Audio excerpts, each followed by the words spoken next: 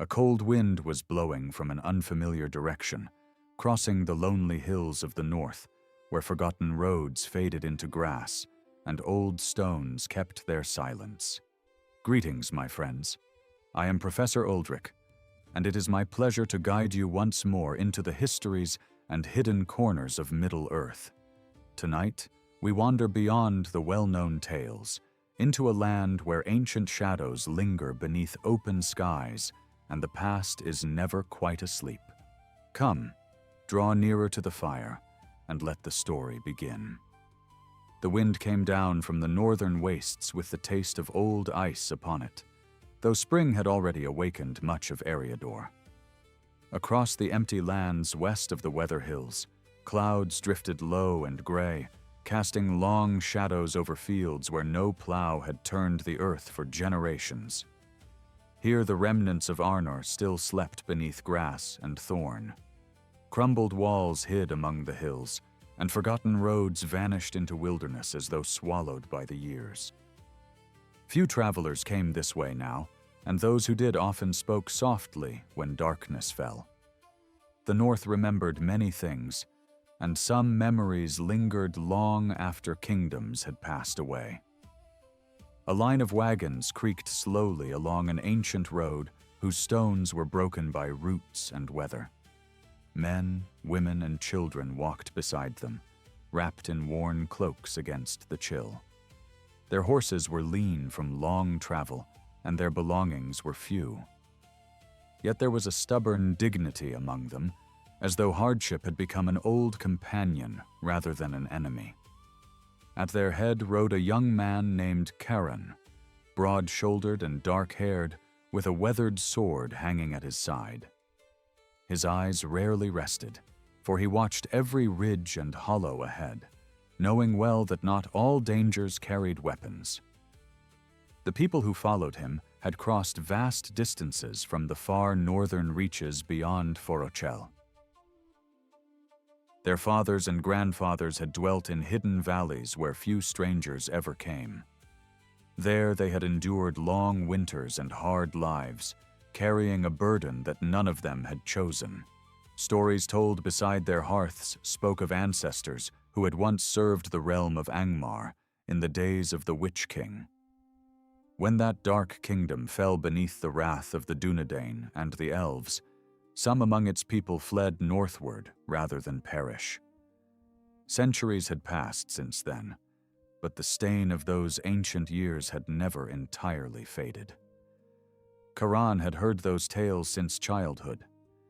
He remembered sitting beside a fire while his grandfather spoke of ruined towers buried beneath snow and of men who had sworn themselves to a lord they feared more than death itself.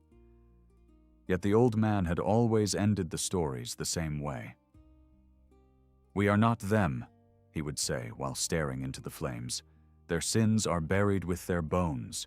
What matters is what we choose."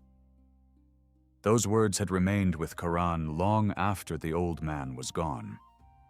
Now, as he guided his people southward toward the lands of King Elisar, he held to them as a sailor clings to a rope during a storm. By midday, the travelers reached a low ridge where the road overlooked a broad valley. Smoke rose from distant farmsteads. Sheep grazed upon green hillsides. After months of wilderness, the sight struck many among the exiles into silence. Children pointed eagerly toward the settlements below. Some of the older folk simply stared, unable to hide their wonder. The world seemed larger than they had imagined, and far gentler than the frozen lands they had left behind. One of the elders guided his horse beside Charon's. His beard was streaked with white, and his hands trembled slightly upon the reins. "They will not welcome us easily," he said. His voice carried neither fear nor bitterness, only weary certainty. Charon nodded as he looked toward the distant farms. "Perhaps not," he replied. "But we did not come seeking welcome. We came seeking a future." The elder gave a slow smile at that and fell back among the wagons. Toward evening, they reached a small settlement near the shores of Lake Evendim. The waters stretched wide and silver beneath the darkening sky, reflecting the first stars of evening. Fishermen stood upon weathered docks, hauling in their nets, while smoke drifted from chimneys nearby. At first, the villagers merely watched the newcomers from afar. Then whispers began to spread. Faces hardened. Doors closed.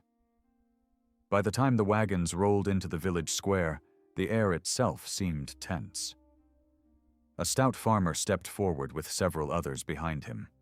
None carried drawn weapons, yet every man held himself ready. His gaze moved across the travelers before settling on Karan. "Who are you?"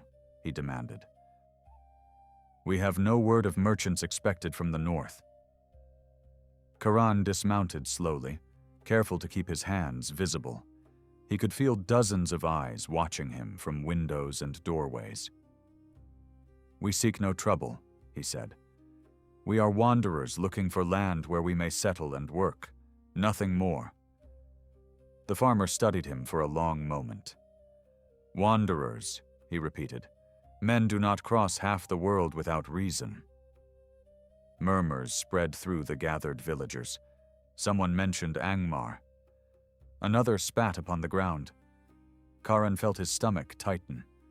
News traveled strangely across Middle-earth. Old stories often traveled farther than truth. "We are not servants of darkness," he said firmly. "Whatever our forefathers may have been, we have no part in their deeds." His words met silence, colder than the northern wind. The village reeve eventually agreed to allow the travelers a place to camp beyond the settlement for the night. It was a reluctant kindness. Guards watched from a distance as the exiles pitched tents beside a stand of birch trees near the lake. Fires flickered beneath the stars. Supper was simple: bread, dried meat, and fish purchased at an unfriendly price. Children laughed despite the tension, chasing one another between the wagons. Their voices brought some warmth to the camp. Yet many adults sat quietly, aware of the wary eyes that remained fixed upon them from afar. After darkness settled fully over the lake, Karan walked alone along the shore. Moonlight shimmered upon the water like broken silver. Across the vast expanse rose distant hills where ancient towers of Arnor had once stood watch. Most had long since fallen into ruin. He found himself wondering whether the dead kings who built them could ever have imagined such emptiness. The kingdom had returned under Elisar's rule, yet great stretches of the north remained wild and lonely. Somewhere beyond those hills, he hoped, there might be a place where his people could finally belong. A sound behind him broke his thoughts. He turned sharply and saw a rider approaching along the shoreline. The horse moved without haste, its dark coat nearly blending with the night. Upon its back sat a tall man cloaked in gray. The stranger's face was hidden beneath a hood, but something in his bearing spoke of long roads and older burdens. He reined in several paces away and studied Karan without speaking. For a moment only the waves and wind filled the silence between them. At last the rider pushed back his hood. His face was stern and weathered, with keen gray eyes that missed little. A silver star clasp gleamed faintly upon his cloak. Karan recognized the emblem at once from stories told around northern fires. This was one of the rangers of the north, descendants of the ancient Dunedain, who had guarded these lands through centuries of darkness. The ranger's gaze lingered upon him. "You are far from home," he said quietly, "and trouble walks close behind your people." Karan frowned. "What trouble?" The ranger looked toward the dark hills beyond Lake Evendim, where shadows gathered beneath the moon. "That," he answered, "is what I have come to discover." Far away, hidden among ruined stones overlooking the lake, another pair of eyes watched the campfires of the exiles. The watcher crouched within the broken remains of an ancient tower, wrapped in black wool stained by weather and age. Beside him burned a covered lantern whose light revealed fragments of old carvings upon the walls. They bore the symbols of a kingdom that should have been forgotten. The man stared toward the distant camp and smiled faintly. After many years of waiting, the descendants of Angmar had finally returned to the north, and others had been waiting for them. Morning came beneath a veil of drifting mist that rolled across Lake Evendim and swallowed the distant shores. The camp of the Exiles stirred slowly to life as cook fires were lit and wagons prepared for the road. Dew gleamed upon the grass, and the cries of water birds echoed faintly through the gray air. Yet beneath the ordinary sounds of waking travelers lay a current of unease. Word of the rangers' arrival had spread quickly through the camp during the night. Men who had spent years avoiding notice did not easily welcome the attention of one of the Dunedain. Karen found the ranger standing near the water's edge, watching the mist drift over the lake. He had not removed his cloak despite the mild weather, and there was something restless in his eyes, as though his thoughts remained fixed upon distant matters. For a time, neither spoke. Then Karan approached and folded his arms. "You said trouble follows us," he said. "If you know something, speak plainly." The ranger glanced toward him. "My name is Halberin," he replied, "and I speak plainly when I am certain of the truth. At present, I am not." Karan frowned. "That sounds little better than a riddle." A faint smile touched Halberin's face before vanishing again. 3 weeks ago," he said, "a shepherd disappeared near the old hills east of here. A week later, 2 woodcutters vanished as well. No bodies were found. No tracks led anywhere. Then rumors began." He crouched beside the shore and picked up a smooth stone. The rumors claimed dark men had returned from the north, men descended from Angmar.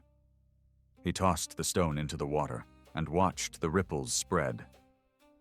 "Then your people arrived." The words hung heavily between them. Karan felt anger rise within him, though he forced himself to remain calm. "You think we are responsible?" he asked. Halberin shook his head. "If I believed that, I would not be speaking with you. I would be leading soldiers into your camp." The ranger's gaze hardened. "But others do believe it. Fear grows quickly in these lands, faster than reason." Karan looked back toward the camp, where children were helping their parents load supplies onto wagons. The thought of those families being blamed for crimes they had not committed tightened something inside him. They had crossed half of Middle-earth seeking peace. Now suspicion had found them before they could even settle. Before either man could speak further, shouting erupted from the direction of the village. Both turned instantly. Several figures were running along the lakeshore road toward the camp. Their expressions were pale with alarm. By the time they arrived, villagers and exiles alike were gathering to hear what had happened. A young fisherman stumbled forward, breathing hard from exertion. "Another one is gone," he gasped. "My brother never came back from the eastern shore." A murmur swept through the crowd. Faces darkened. Fear sharpened into anger with alarming speed. One of the villagers pointed toward the exiles. "This began when they arrived." Another voice joined in, then another. Karan watched as suspicion spread like fire through dry grass. Men who had never seen him before now looked upon him as though he carried some hidden plague. He stepped forward before the accusations could grow louder. "We arrived yesterday," he said. "These disappearances began weeks ago." His words were reasonable, but reason rarely ruled frightened hearts. The Reeve arrived soon afterward, accompanied by several armed men. He listened grimly to the fisherman's report before turning toward the gathered crowd. "Enough," he said sharply. His authority silenced the loudest voices, though not the resentment behind them. The reeve's gaze moved from the villagers to the exiles. No accusations without proof. Then he looked toward Halberin. Can the Rangers help us? The ranger remained silent for a moment. Perhaps, he answered. But if there is an enemy at work, we must find it before fear tears this settlement apart. The search began before noon. A party of villagers, accompanied by Halberin and several volunteers, rowed toward the eastern shore where the fisherman had last seen his brother. Karan insisted on joining them despite the cold reception from many of the locals. Some objected immediately. Others muttered darkly beneath their breath. Yet Halberin simply nodded. If your people are innocent, he said, help me prove it. Karan accepted without hesitation. The eastern lands beyond the lake were lonelier than those near the village. Sparse woods covered the hills, broken by rocky ridges and stretches of open grassland. Ancient ruins appeared from time to time among the trees. Crumbling walls, fallen watchtowers, fragments of roads built long before any living man had been born. As the company traveled deeper into the wilderness, conversation gradually faded. Even the horses seemed uneasy.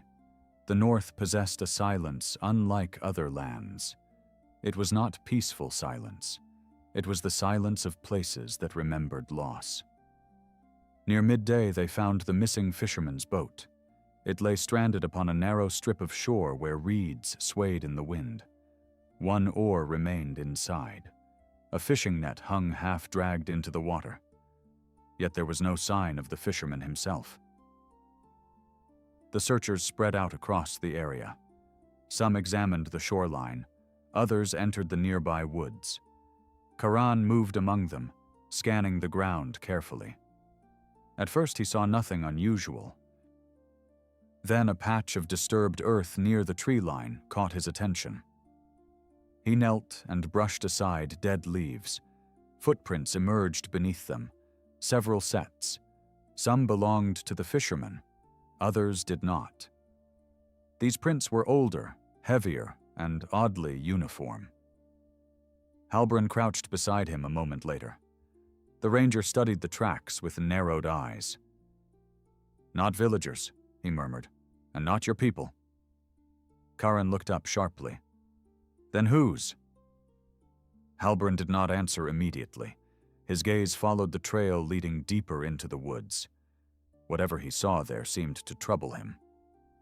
The company followed the tracks for nearly an hour. The trail wound through dense trees and over moss-covered stones. Eventually, it climbed toward a ridge overlooking the lake. Here the woods grew darker. Ancient pines crowded together so tightly that little sunlight reached the ground. The air smelled of damp earth and old bark. Several of the villagers exchanged nervous glances.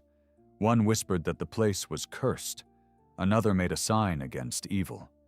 None turned back. At the top of the ridge, they found something far more unsettling than footprints. A campfire had burned there recently. Cold ashes remained within a ring of stones. Nearby stood crude shelters made from branches and hides. The place had clearly been occupied, yet whoever lived there had departed in haste. Supplies lay scattered across the ground. A knife, a water skin, torn blankets. It looked less like an abandoned camp and more like one suddenly deserted. Then one of the searchers called out from farther up the slope. The group hurried toward him and emerged into a small clearing. There, half hidden among thorn bushes, stood the ruins of an ancient watchtower. Its upper levels had collapsed centuries ago. Ivy covered much of the stonework. Yet what caught everyone's attention was the symbol carved above the ruined doorway. Though weathered by time, it remained visible enough to recognize. A cold feeling settled into Karan's stomach. He had seen that symbol before in old drawings preserved by his people. A crown of iron spikes above a dark crescent moon. The emblem of Angmar. Uneasy whispers spread through the company. Some stepped back instinctively. Others stared at the ancient mark as though expecting it to come alive. Halberin approached the doorway slowly. His hand rested upon the hilt of his sword. The ranger's face had become grim. "This tower should have been empty," he said quietly. "The rangers searched these ruins years ago." He knelt beside the entrance and examined the ground. When he rose again, his expression was darker still. "What is it?" Karan asked. Halberin pointed toward the dust beneath the doorway. Fresh footprints marked the earth. Many footprints. Some led into the tower. Others led out. None were more than a few days old. For several heartbeats, no one spoke. Wind sighed through the trees above them. Somewhere in the distance, a raven cried. The sound seemed unnaturally loud in the silence. At last, the ranger drew his sword. "We are no longer hunting rumors," he said. Then he stepped through the ruined doorway and disappeared into the darkness beyond. The darkness beyond the doorway felt older than the tower itself. Cold air drifted out from within, carrying the scent of damp stone and long undisturbed earth. Halberin entered first with sword in hand, while the others followed more cautiously. Karan stepped through the threshold and paused as his eyes adjusted. The chamber beyond was circular and partly collapsed. Broken beams lay scattered across the floor, and roots had forced their way through cracks in the ancient masonry. Yet despite the ruin, signs of recent use were everywhere. Ashes blackened a fire pit. Fresh torch stubs rested upon a ledge. Someone had been living here. The villagers shifted uneasily as they searched the chamber. One man muttered a prayer beneath his breath. Another stared at the weathered stones as though expecting ghosts to emerge from them. Karan understood the feeling. The tower carried a weight that was difficult to explain. It was not merely age. The place seemed burdened by memory. He found himself imagining armored men climbing these stairs centuries ago beneath the banners of Angmar. The thought sent a chill through him, despite the still air. Halberin moved methodically around the room, examining every corner. At last he stopped beside a fallen section of wall, where tangled ivy concealed a narrow opening. Most would have overlooked it entirely. The ranger knelt and pushed the vines aside. Beyond them lay a passage descending into darkness beneath the tower. Fresh footprints marked the dust leading downward. "There is our answer," Halberin said quietly. His voice remained calm, but Karan could hear tension beneath it. Whatever they had stumbled upon was larger than a simple hideout. Several villagers immediately objected to going farther. One gray-haired hunter stepped forward and shook his head. "This is madness," he said. "We have found where they were. Let us return with more men." Others quickly agreed. Their fear was understandable. The passage seemed to plunge deep beneath the earth, and none knew what waited below. Yet Halberin remained silent for a long moment before answering. "If we leave now, whoever uses this place may vanish before we return." His eyes moved toward the dark opening. "And if the missing villagers are alive, every hour matters." The argument continued until a compromise was reached. Most of the villagers would remain above ground, while a smaller group investigated the tunnel. Halberin would lead. Karan volunteered without hesitation. To his surprise, one of the local hunters joined them as well, a broad man named Edric, whose skepticism toward the Exiles had been obvious from the beginning. "If there are answers down there," he said grimly, "I want to see them myself." His words carried no warmth, but Karan respected the courage behind them. Torches were lit. Their flames cast flickering shadows across the ancient stones. Then the four men descended. The staircase twisted downward beneath the tower, worn smooth by centuries of feet. Water dripped somewhere in the darkness ahead. The deeper they went, the colder the air became. Soon the daylight vanished entirely behind them. Only the wavering torchlight remained, pushing back the blackness a few yards at a time. The stair eventually opened into a broad underground corridor. Here the stonework changed. The rough foundations of the tower gave way to carefully crafted masonry. Archways lined the passage. Ancient carvings covered the walls, though age had rendered many impossible to decipher. Karan ran his fingers lightly across one weathered design.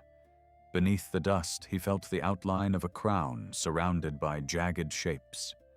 It reminded him of stories his grandfather had told. Stories of lords who ruled through fear.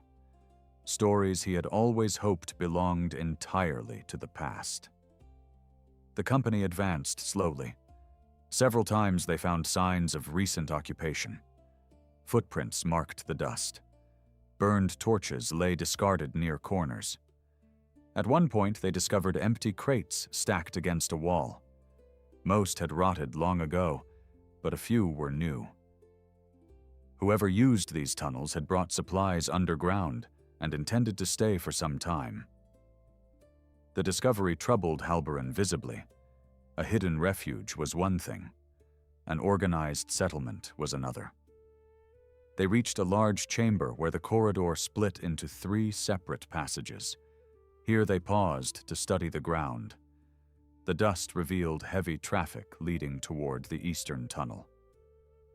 Halberin crouched low, examining the tracks carefully. "At least 20 people," he said. "Perhaps more." Edric cursed softly. The number was far larger than any of them had expected. Karan felt unease tightening in his chest. 20 hidden men could do far more than abduct fishermen. Then a sound drifted faintly through the darkness. All 4 froze instantly. It came again. A low groan. Weak. Human. Without speaking, Halberin rose and moved toward the eastern passage. The others followed. The sound grew clearer as they advanced. Before long, they reached a heavy wooden door reinforced with iron bands. Light flickered beneath it. Someone was inside. The ranger approached silently and pressed his ear against the wood. Several heartbeats passed. Then he motioned for the others to stand ready. Karan drew his sword. Edric gripped a hunting spear with both hands. The old hunter who accompanied them swallowed hard, but raised his weapon nonetheless. Halberin counted silently with his fingers. 3, 2, 1. The door burst inward. The room beyond erupted into confusion. 2 startled guards leaped to their feet beside a table. Neither had time to react properly. Halberin struck the first with the flat of his blade, sending him crashing against the wall. Karan collided with the second. The man's knife flashed once before Karan drove him backward across the chamber. Furniture splintered. A lantern toppled. Within moments, the struggle was over. Silence returned, except for heavy breathing. The chamber appeared to have served as a guard room. Blankets, weapons, and supplies filled the space, yet all attention immediately shifted toward the far wall. There, chained to iron rings set into the stone, sat 3 exhausted prisoners. One was the missing fisherman. The second was a woodcutter known to several villagers. The third was a stranger. He was an elderly man with a long gray beard and tattered clothing, unlike anything worn in the nearby settlements. Though thin and weary, his eyes remained sharp. As the rescuers hurried forward, he studied them with surprising calm. "About time," he said hoarsely. "I was beginning to think nobody would come." The chains were quickly removed. The fisherman and woodcutter could barely stand. Weeks of captivity had left them weak. The stranger, however, rose under his own strength. He accepted a water skin from Karan and drank deeply before wiping his mouth. "You have my thanks," he said, "though I suspect none of you yet understand where you are." Halberin regarded him carefully. "Then explain." The old man's expression darkened. For a moment he seemed reluctant to speak. At last he sighed and glanced toward the ceiling, as though seeing the ruins far above. "These tunnels extend far beyond this tower," he said. "They connect to older halls beneath the hills. Most were forgotten centuries ago. I came searching for them." He hesitated briefly. "Unfortunately, others found them first." The ranger's eyes narrowed. "Who are they?" The old man looked directly at Karan before answering. "They call themselves the heirs of the crown." The words struck Karan like a physical blow. His grandfather had spoken that name only once. It belonged to a secret brotherhood that had survived the fall of Angmar. According to legend, they believed the Witch King's kingdom would one day rise again. Most considered them nothing more than a tale used to frighten children. Yet the prisoners, the guards, the hidden tunnels. Suddenly the story no longer seemed impossible. As if summoned by the thought itself, a distant horn echoed through the underground halls. Its mournful note rolled through the darkness. Then another answered from deeper within the tunnels. Halberin's face hardened immediately. "We have been discovered," he said. And from somewhere far below came the sound of many running feet. The echo of running feet spread through the tunnels like the distant rumble of an approaching storm. It bounced from wall to wall until it became impossible to judge how many were coming or how far away they might be. Halberin reacted instantly. He extinguished one of the torches and motioned for silence. The chamber plunged into deeper shadow, lit only by a single wavering flame. Every face tightened with tension. Even the rescued fisherman, weak as he was, understood the danger now rushing toward them through the darkness. "We cannot fight a whole company underground," Halberin said quietly. His voice remained steady, but urgency sharpened every word. "We move now." The ranger turned to the prisoners. "Can you walk?" The fisherman nodded uncertainly. The woodcutter looked less convincing. The old stranger answered for himself with a grim smile. "I have survived worse places than this." Without wasting another moment, Halberin led them toward a second doorway at the rear of the chamber. The passage beyond twisted sharply and descended deeper into the earth. Karan disliked that immediately. Every instinct urged him upward, toward sunlight and open air. Instead, they were being driven farther underground. Yet the sounds behind them left little choice. Somewhere beyond the guard room, men were gathering. The heirs of the crown had discovered the intrusion, and they would not allow prisoners to escape easily. As they hurried through the corridor, Karan glanced towards the stranger. The old man's breathing had grown heavier, though his eyes remained alert. "You never gave your name," Karan said. The stranger looked at him briefly. "Baron," he replied. "A scholar, if you wish to use the grandest word available." His lips twitched with faint amusement. "A fool chasing old histories would be more accurate." Despite the danger, Karan found himself curious. Men rarely wandered alone into forgotten ruins without strong reason. The passage opened into another chamber, far larger than any they had yet seen. Massive stone columns rose into darkness above. Ancient banners hung in tatters from the walls. Most had long ago faded beyond recognition, but here and there, fragments of black cloth remained. The sight stirred unease among the group. This place had once served some important purpose. The architecture alone revealed that. Whoever built it had intended it to endure. Baron slowed as they crossed the hall. His eyes moved across the pillars with unmistakable recognition. "I feared this might exist," he murmured. Halbrand glanced back. "You know this place?" The scholar nodded. "Not personally. No man alive could. But there are references in old records preserved in Minas Tirith." He ran a hand along one column. Near the end of Angmar's power, several hidden refuges were constructed throughout the northern hills. Strongholds meant to survive even if the kingdom fell. His expression darkened.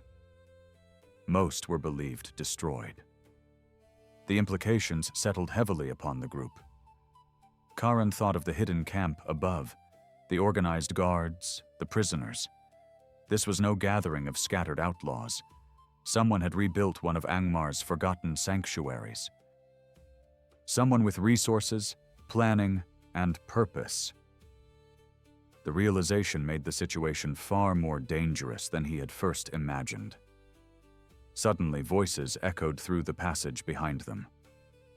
The pursuers had found their trail. Halbrand raised a hand sharply. The company broke into a run. Boots pounded across ancient stone. Their torchlight danced wildly across the walls as they hurried through another archway and into a maze of intersecting corridors. Several times they reached junctions where multiple paths diverged. At each one, Baron seemed to hesitate before choosing a direction. The old scholar clearly knew more than he had revealed, yet even he appeared uncertain. The chase continued for what felt like hours, though it could not have been so long. The tunnels wound endlessly beneath the hills. Sometimes they narrowed until only one person could pass at a time. Elsewhere they expanded into cavernous halls filled with darkness. Behind them, the sounds of pursuit never entirely vanished. Occasionally, a distant shout would reach their ears. Once they glimpsed torchlight flickering far behind. Their enemies were relentless. At last, they entered a natural cavern, where underground water flowed through a broad channel cut into the rock. The stream rushed swiftly between jagged stone banks before disappearing into darkness. Here, Halbrand finally called a halt. The rescued villagers were exhausted. The woodcutter could barely remain standing. Even the ranger knew they could not continue indefinitely without rest. While the others drank and recovered their breath, he knelt beside the stream and studied the surroundings. Karan joined him. "Do we know where we are?" he asked. Halbrand shook his head. "Somewhere beneath the eastern hills." He glanced into the darkness beyond the water. "Perhaps much farther than that." The ranger rarely admitted uncertainty. Hearing it now unsettled Karan more than he wished to admit. Nearby, Baron sat upon a stone and rubbed weary hands across his face. The fire of his earlier confidence had dimmed somewhat, yet his mind remained active. Karan watched as the scholar reached beneath his cloak and removed a small leather satchel. Several folded parchments emerged from within. Their edges were worn and stained by travel. Baron studied them briefly before noticing Karan's attention. "You have questions," the old man said. "I have many." Baron gave a tired nod. "Fair enough." The scholar unfolded one of the parchments and spread it carefully across a flat stone. It contained a map. Time had faded much of the ink, but enough remained visible to reveal a network of tunnels and chambers extending beneath a large portion of the surrounding hills. Karan stared in disbelief. The underground complex was vast, far larger than anything they had explored so far. "Where did you get this?" he asked.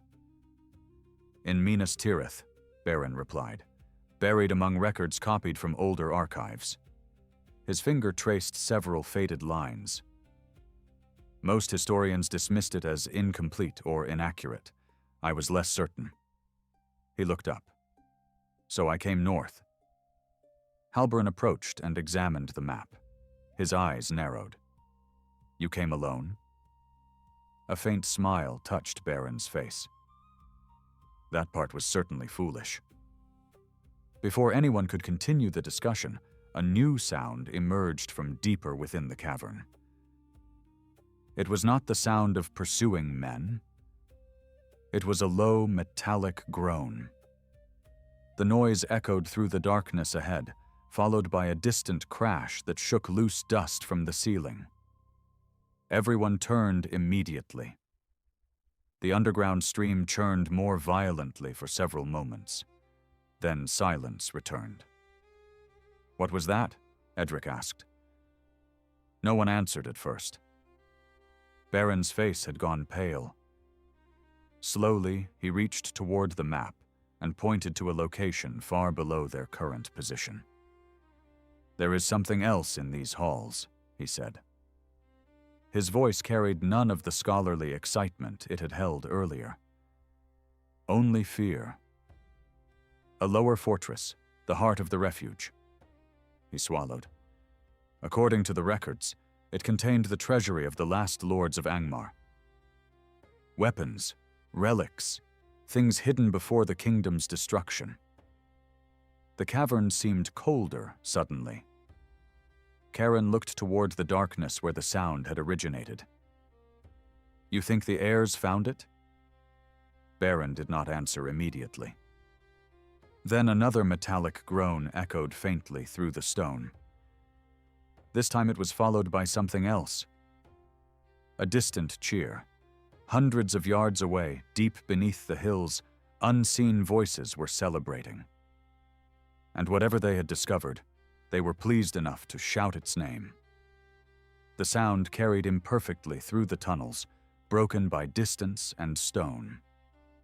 Yet one word reached them clearly. Crown. No one spoke for several seconds afterward. Then Halbrand folded the map and handed it back to Baron. His expression had become harder than iron. We are leaving these tunnels, he said. We return to the surface, gather every ranger and soldier available, and come back with strength. The plan was sensible. It was also too late. A horn suddenly blared somewhere behind them. Another answered from across the stream. Then a third echoed from the darkness ahead. The heirs of the crown had closed the trap. And for the first time since entering the ruins, Karan realized they were no longer the hunters. For a moment, nobody moved. The three horn calls lingered in the cavern, fading slowly into the endless dark beyond the stream. Their meaning was unmistakable. The heirs of the crown knew exactly where the intruders were. Worse still, they had positioned themselves on multiple sides. The realization settled heavily upon the group. Even the rushing water seemed quieter now, as though the cavern itself were listening. Halbrand recovered first. He stepped toward the map-strewn stone and pointed into the darkness beyond the underground river.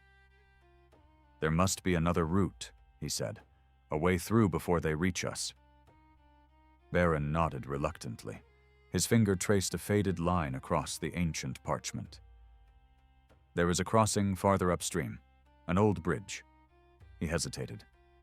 If it still exists. Halbrand gave a short, grim smile.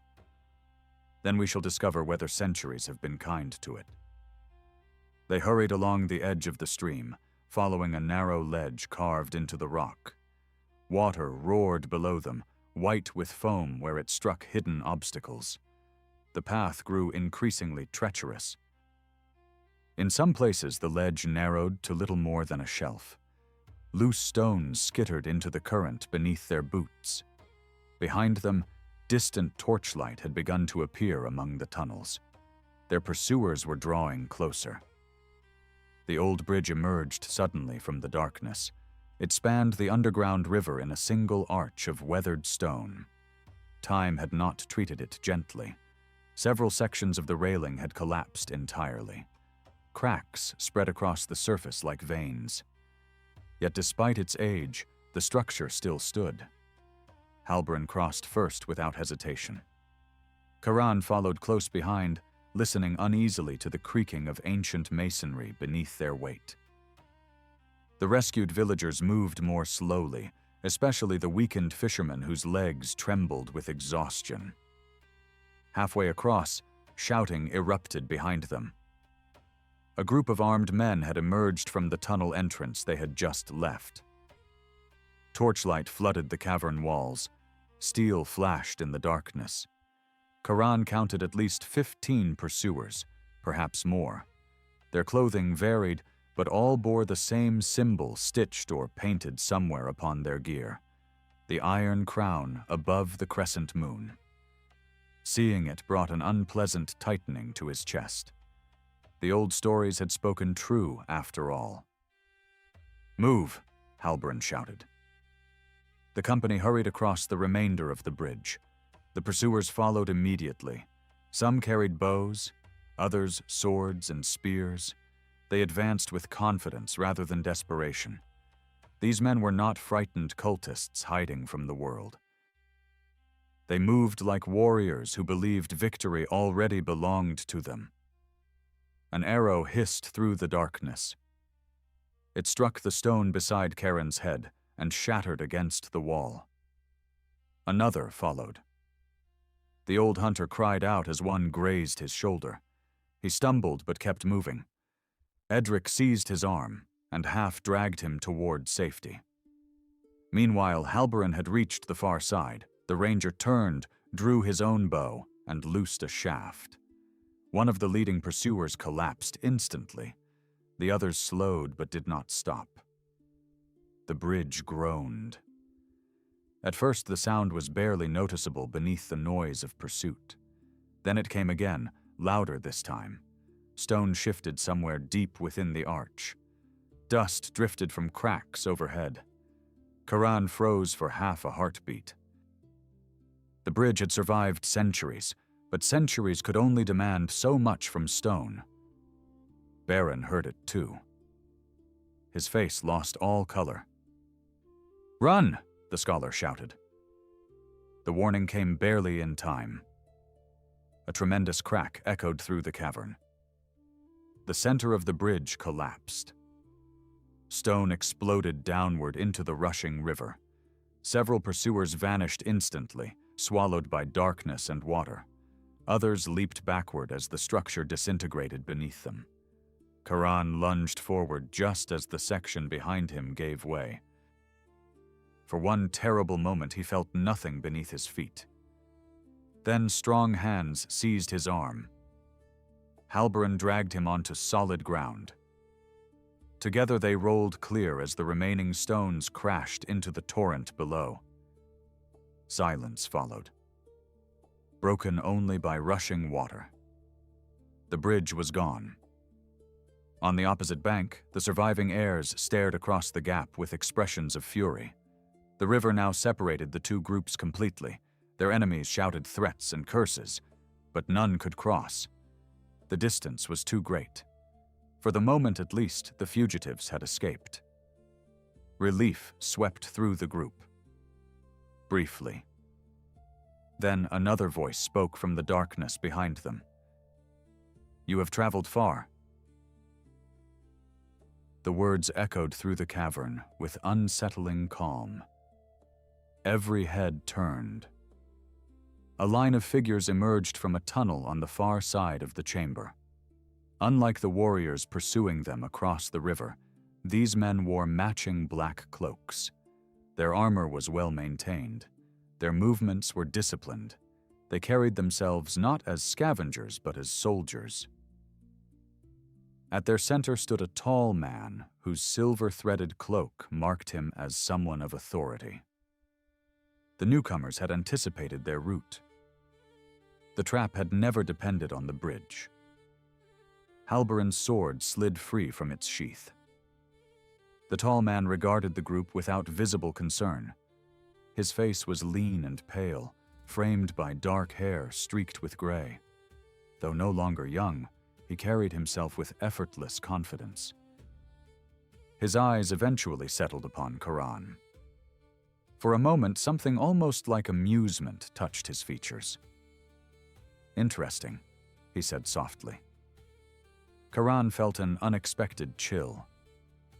The stranger knew him, or thought he did. The soldiers spread outward, cutting off every visible escape.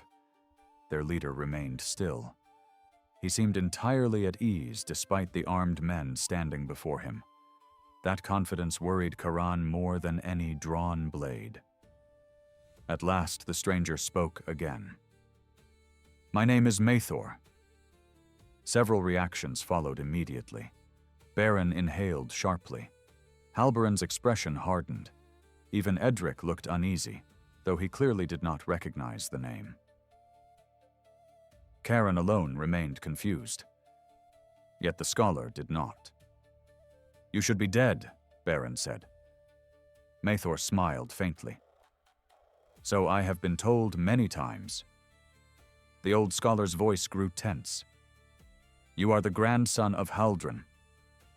Indeed. The name meant nothing to most of those present, but Baron's face revealed enough. Karen looked toward him. "Who was Haldron?" Baron hesitated before answering. "A lord among the last servants of Angmar." The cavern fell silent. Mathor inclined his head slightly, almost as though accepting a compliment. "My grandfather survived the kingdom's fall," he said, "as did others. They preserved what knowledge they could. They waited. They endured." His gaze drifted toward the darkness beyond. History often rewards patience. Halberon stepped forward. History also buries fools.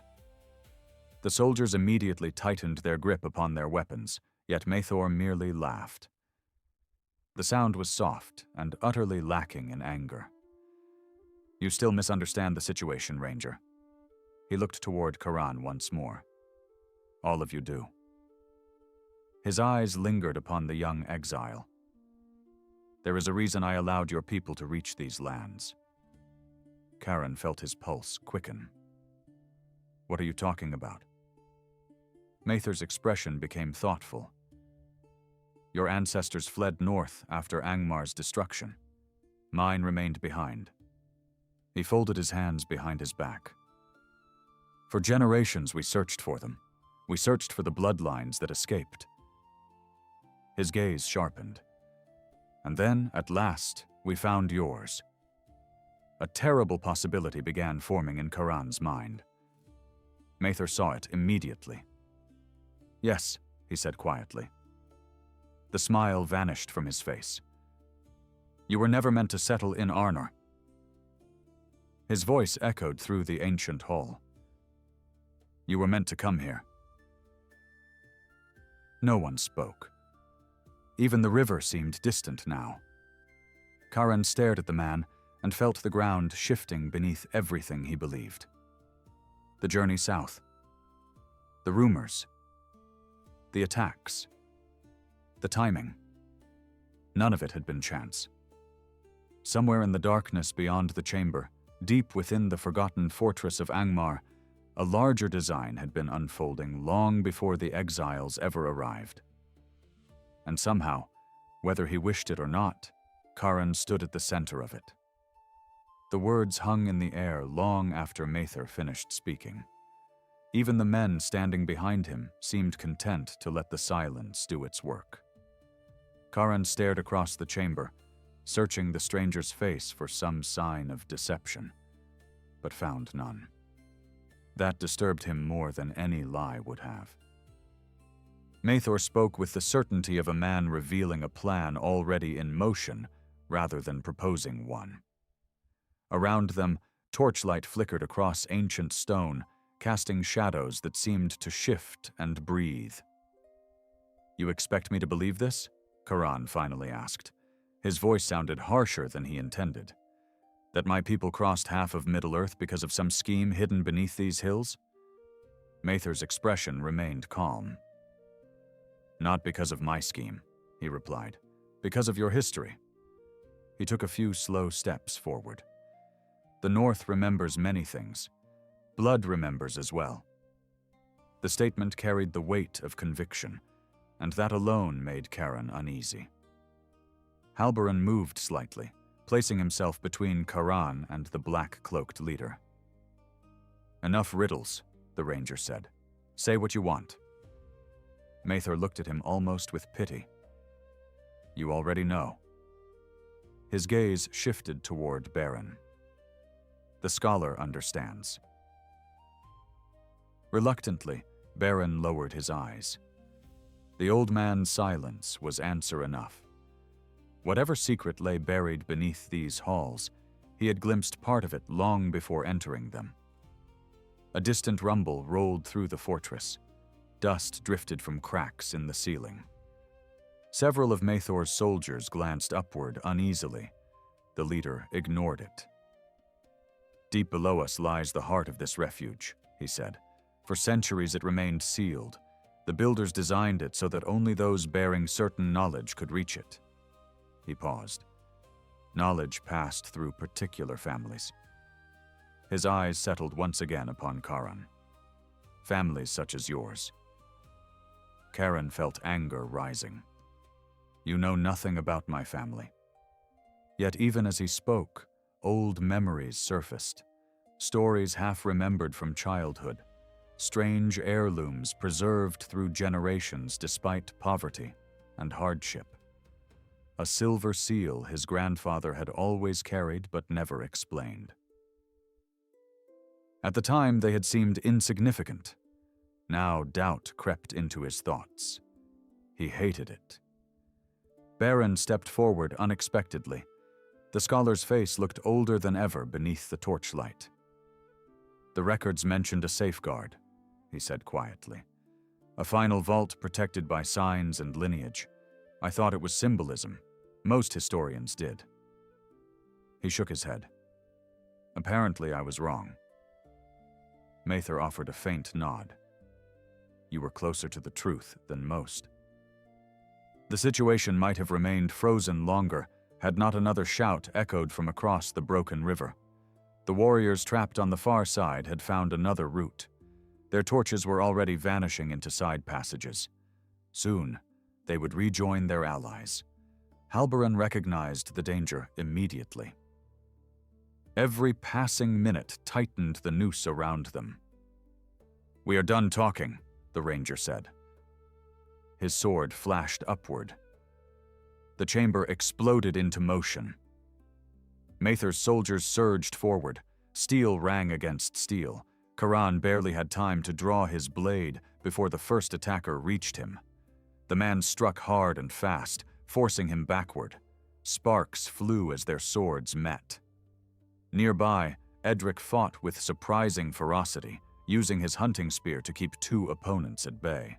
The rescued villagers retreated toward the wall, too exhausted to join the battle. Halberin carved through the fighting like a winter storm. Years spent guarding the wild lands of Arnor showed in every movement. One soldier fell, then another. Yet their enemies were disciplined and numerous. They pressed forward relentlessly. Mathor himself remained apart from the struggle, watching with unreadable eyes. Karen parried a heavy strike and drove his opponent backward. The man stumbled.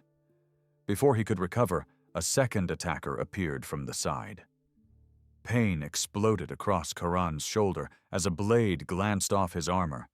He staggered but remained standing. Blood warmed his sleeve. The wound was not deep, yet it reminded him how close death stood in these tunnels. Then Baron shouted, "Here!" The scholar had discovered a narrow doorway concealed behind a fallen section of wall. Halberin saw it immediately. "Through the passage," he ordered. The group broke away from the fight as best they could. Edric covered the retreat. Karan grabbed the weakened fisherman and pulled him toward the opening. One by one they squeezed through. Halberin entered last, slamming a rusted iron gate behind him. The barrier would not hold forever, but it slowed their pursuers. They ran. The hidden passage descended steeply into the depths of the fortress. The air grew colder with every step. Ancient lamps set into the walls appeared at intervals, though none had burned for centuries. Their dark glass reflected the torchlight as the fugitives hurried past. Behind them came muffled shouts. Maethor's men were still following. The descent eventually brought them to a colossal hall, unlike anything they had yet encountered. Even Halberin stopped briefly in astonishment. Vast pillars rose from floor to ceiling. Arched bridges crossed deep chasms. Stone stairways wound through the darkness below. The scale was enormous. Whatever this place had once been, it had not served merely as a refuge. It had been designed to impress, perhaps even intimidate. At the center of the hall stood a pair of immense bronze doors. They towered above the company. Their surfaces were covered with intricate carvings blackened by age. For a moment, nobody spoke. Then Baron approached slowly. His torch illuminated symbols etched into the metal. Some had faded. Others remained sharp despite the centuries. The scholar reached out trembling fingers and brushed away dust gathered in the grooves. "What does it say?" Karan asked. Baron swallowed. His voice emerged barely above a whisper. "House of the Crown." A cold silence followed. Even Maethor's distant pursuit seemed to fade for a moment. The old scholar stared at the doors as though confronting a nightmare he had spent years chasing. Then his eyes moved lower, toward a circular indentation set into the bronze. Its shape was unmistakable. Karan felt his stomach tighten. He knew that design. He had seen it many times. His grandfather's silver seal. The heirloom carried through generations. The object he had left among his belongings in the camp beside Lake Evendim. Slowly, Baron turned toward him. The scholar's face revealed the answer before he spoke. "We cannot open it." The realization struck everyone at once. The key had remained above ground, far away, beyond the tunnels, beyond Maethor's soldiers, beyond the fortress itself. For the first time since entering the ruins, uncertainty appeared in Baron's eyes. And for the first time since revealing his plans, Maethor's victory no longer seemed inevitable. Because if the seal truly was required, then neither side could open the House of the Crown. Not yet. But from somewhere behind them came the echo of approaching footsteps. Many footsteps. And Karan knew with grim certainty that Maethor would never stop searching for the key now. Not while he still drew breath. The bronze doors loomed over them like the gates of a forgotten age. Their surfaces gleamed faintly beneath the torchlight, untouched by rust despite the passing centuries. Karan could not take his eyes from the circular indentation at their center. It matched the shape of his grandfather's seal exactly. The coincidence was too precise to dismiss. Somewhere above, beside the shores of Lake Evendim, that small piece of silver lay among the belongings of his people. Down here, deep beneath the hills, entire plans seemed to depend upon it. The approaching footsteps grew louder. Halbrand immediately turned away from the doors and surveyed the immense hall. "We cannot remain here," he said. "This chamber is a trap." His words were difficult to dispute. The vast space offered little cover. If Maethor's soldiers reached them in force, escape would become impossible. Yet none of them wished to leave. The answers they sought lay beyond those sealed doors. After so much danger and uncertainty, walking away felt almost unbearable. Baron remained standing before the entrance. The scholar's eyes moved across the carvings as though trying to memorize every detail. "There may be another way," he murmured. "A hidden mechanism, a secondary passage." His voice lacked conviction. The builders of Angmar had clearly intended these doors to remain closed. The fortress had survived because its secrets had been protected. Such safeguards would not be easily defeated. Edric approached the old man. The hunter's face was streaked with grime and sweat from the long ordeal underground. "If there is another way, find it quickly," he said, "because those black-cloaked devils are not far behind." As if to prove his point, distant torchlight flickered among the upper passages. The pursuit was drawing nearer. Their brief advantage had nearly vanished. Then an unexpected sound echoed through the hall. Not footsteps. Not voices. A horn. The note rang clear and sharp through the underground chambers. Halbrand froze. For a heartbeat, confusion crossed his face. Then understanding followed. A slow smile appeared beneath the ranger's beard. "That is not theirs." Hope stirred among the group. The horn sounded again. Far away, yet unmistakable. Another answered from a different direction. Then a third. Baron looked toward the darkness in astonishment. "Rangers?" he asked. Halbrand nodded. "They found us." Relief swept through the fugitives like sunlight breaking through storm clouds. Somewhere above, word had reached the surface. The villagers who remained behind had raised the alarm. Rangers of the north had come. The fortress was no longer isolated. For the first time, Mather faced enemies beyond a handful of trapped intruders. The reaction among the approaching heirs was immediate. Shouts echoed through the passages. Orders were being relayed rapidly. Their confidence had been shaken. Karin listened carefully and realized something important. The enemy was no longer hunting. They were repositioning, preparing, defending. Mather appeared only minutes later. He emerged from a high stairway overlooking the great hall, accompanied by nearly 24 armed followers. Torchlight illuminated his pale features. Yet the calm certainty he had displayed earlier was gone. Tension now lurked beneath his composed exterior. He had heard the horns as well. The black-cloaked leader descended the stairs slowly. Neither side attacked immediately. The vast hall settled into an uneasy stillness. Above them, distant clashes of steel echoed faintly through the fortress. The rangers had already entered the tunnels. Mather stopped several yards away from the bronze doors. His gaze moved from Halbrand to Baron, and finally to Karan. "So close," he said quietly. No one answered. For a moment he simply studied the sealed entrance. Then he laughed softly. Not with amusement, with frustration. 3 generations searching for this place, he said. 3 generations preserving knowledge while kingdoms rose and fell. His eyes hardened.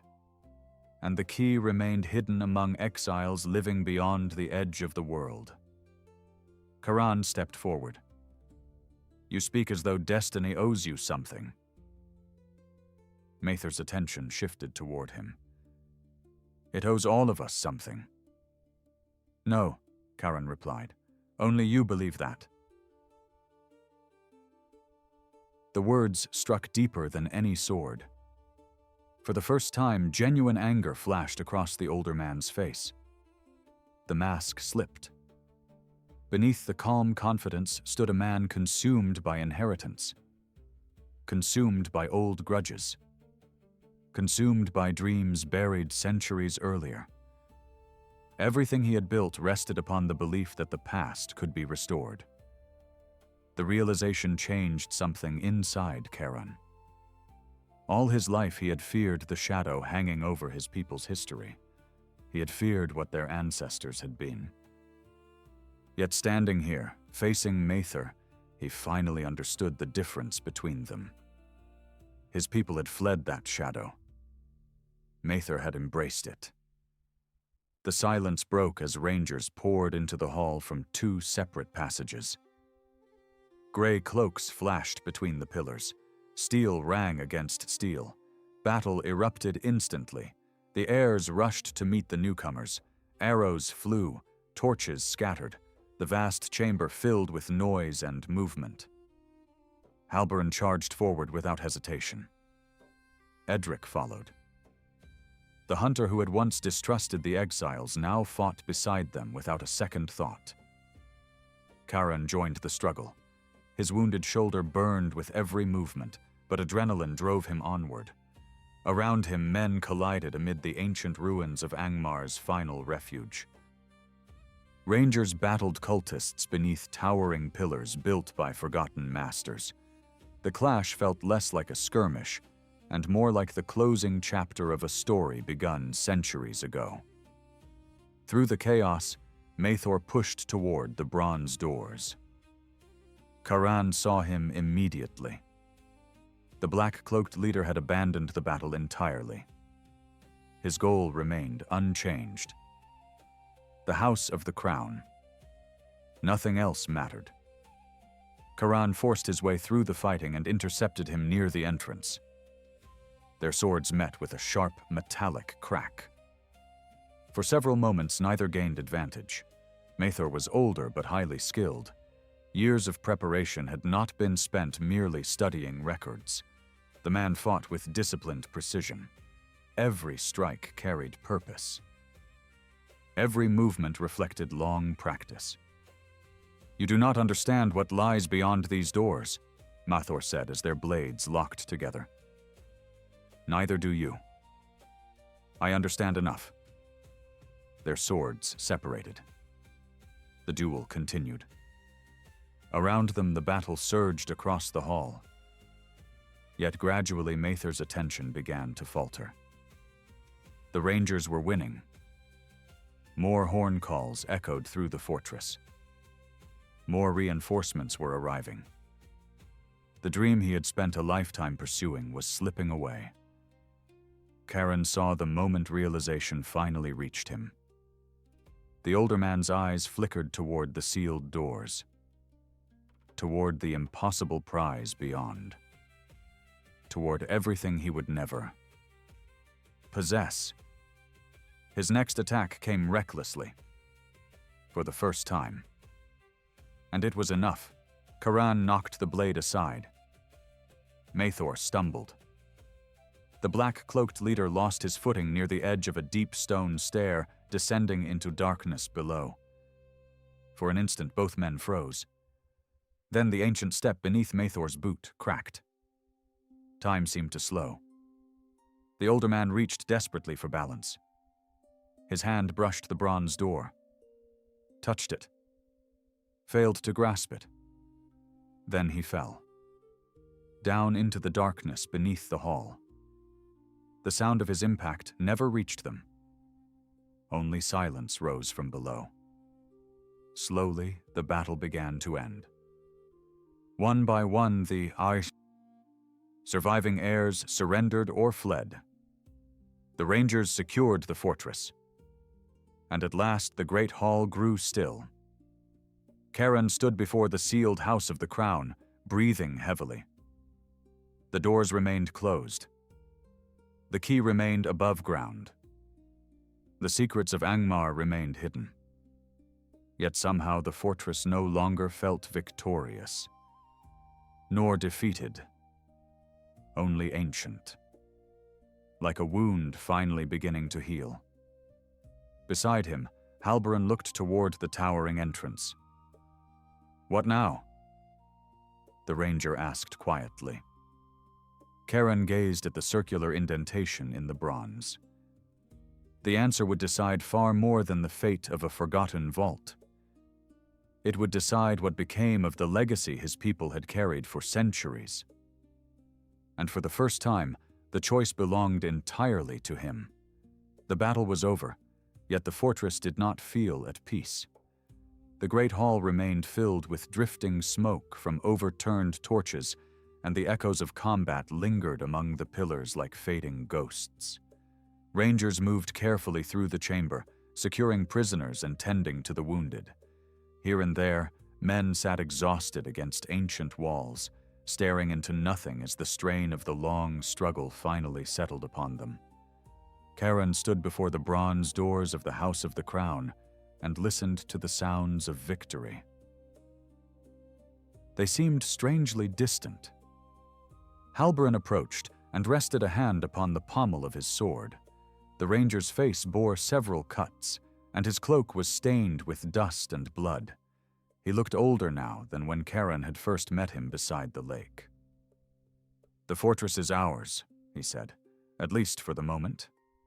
His gaze traveled upward toward the darkness above.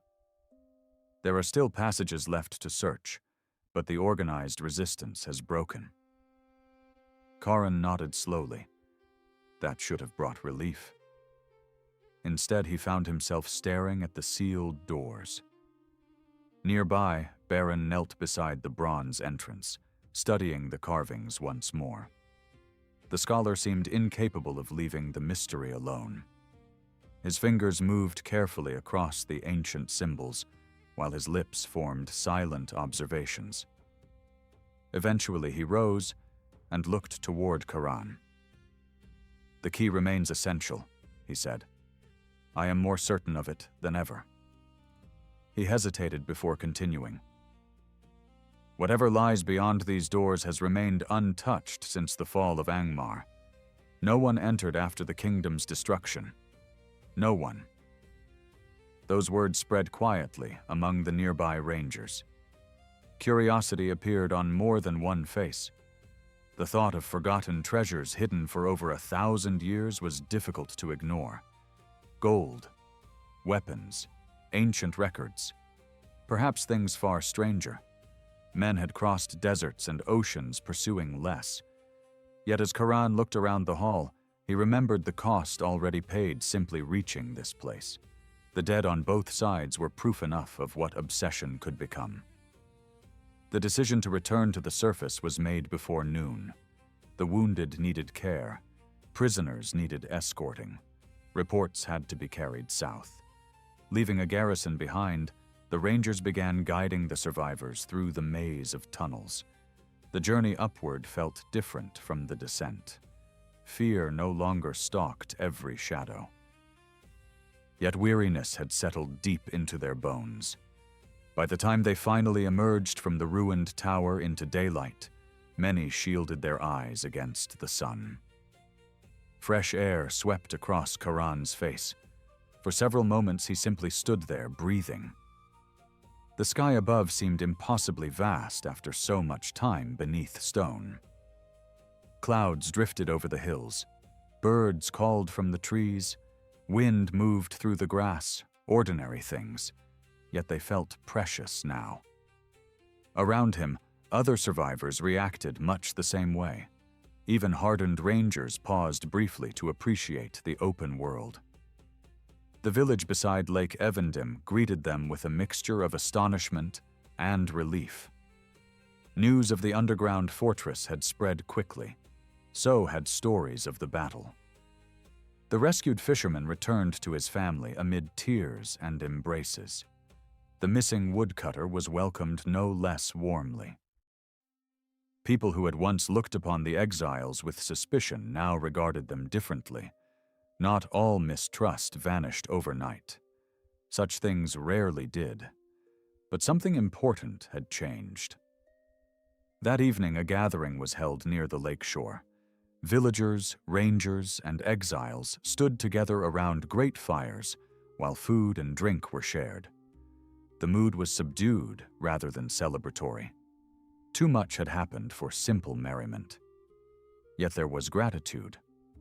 The North had narrowly avoided a danger hidden beneath its own hills. Men understood that much.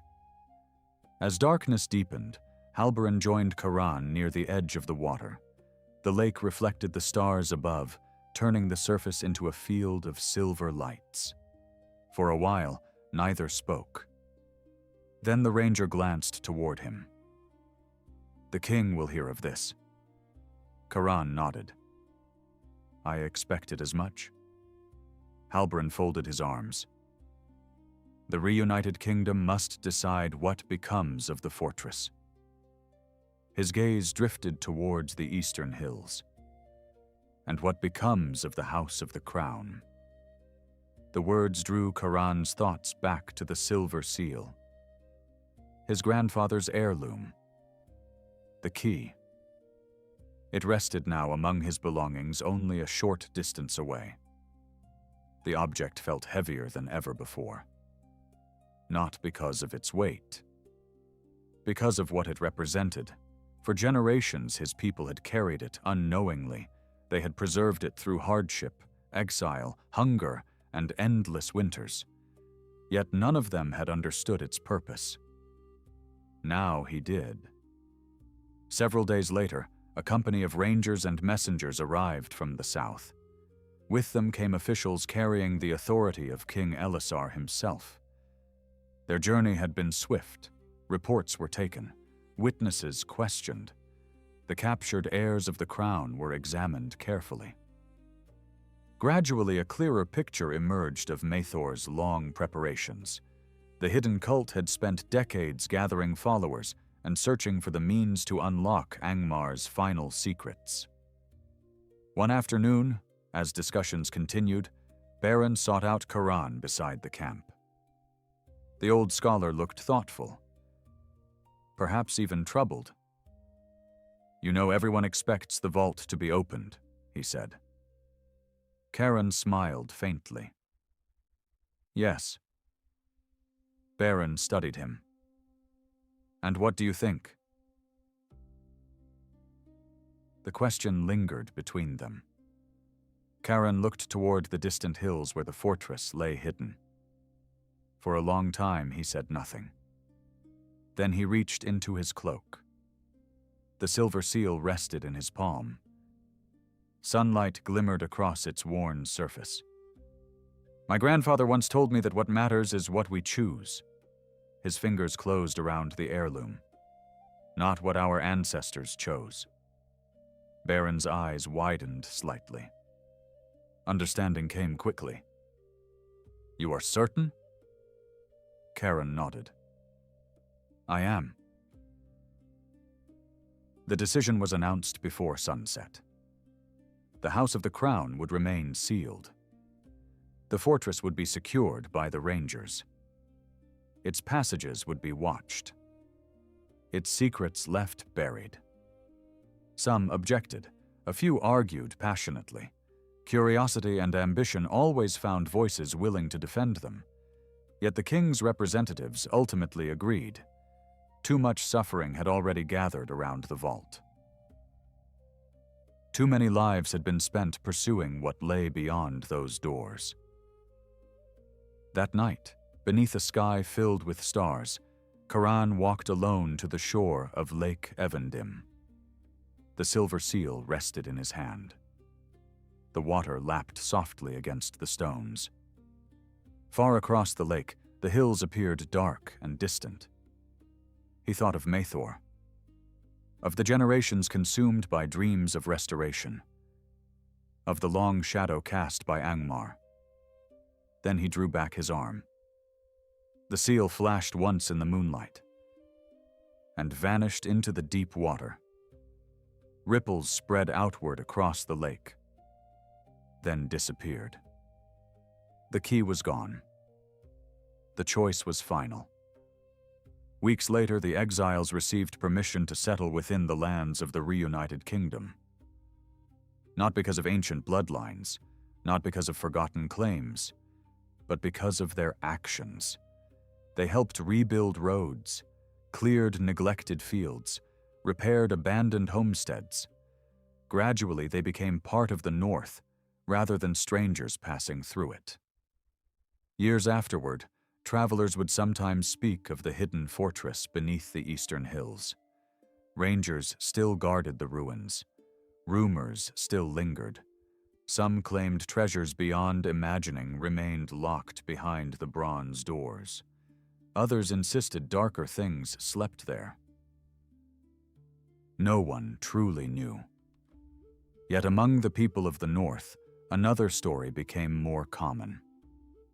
It was the tale of a band of exiles who arrived carrying the burden of an ancient past. A burden they might easily have embraced. Instead, when the moment came, they chose another road. And because of that choice, the shadow of Angmar finally lost its last hold upon them. The kingdom of the Witch King remained where it belonged at last, in memory, in ruins, and in the fading echoes of history. The living turned their faces toward the future, and the long years ahead belonged not to exiles, but to free men beneath the open sky. Друзі, з вами професор Алдрік. Я попробую трошечки сказати вам пару слів, прокоментувати історію, об'яснити думки, які залишаються після аналізу того, що ви почули. Дивіться, основна думка, яка не відпускає ще довго після фінальних слів. Дивіться, ми часто віримо, що наше життя визначають великі вчинки, великі перемоги або великі поразки. Але чим більше я про це думаю, тим більше мені здається, що найважливіше майже завжди відбувається тихенько. Не то в ту мить, коли людина здійснює щось величне, а тоді, коли ніхто не дивиться, коли немає оплесків, коли потрібно зробити якийсь невеликий вибір між тим, що легко, і тим, що правильно. Саме такі рішення рідко потрапляють у літописи. Про них не складають пісень, але з часом вони можуть змінити долю родини, міста або навіть цілого народу більше, ніж героїчний подвиг. Мені подобається думати, подобається писати про людський характер, який складається з саме таких моментів. Маленьких, непомітних, майже якихось байдужих, буденних. І, можливо, справжня сила людини полягає не в тому, що вона здатна забути, а в тому, від чого вона здатна відмовитись. З вами був Алдрік, і одна тиха мить, на мою думку, важить більше, ніж ціле століття якихось гучних подій. Саме тому деякі рішення залишаються важливими навіть тоді, коли про них уже ніхто не пам'ятає. Дякую всім за увагу. До наступних відео.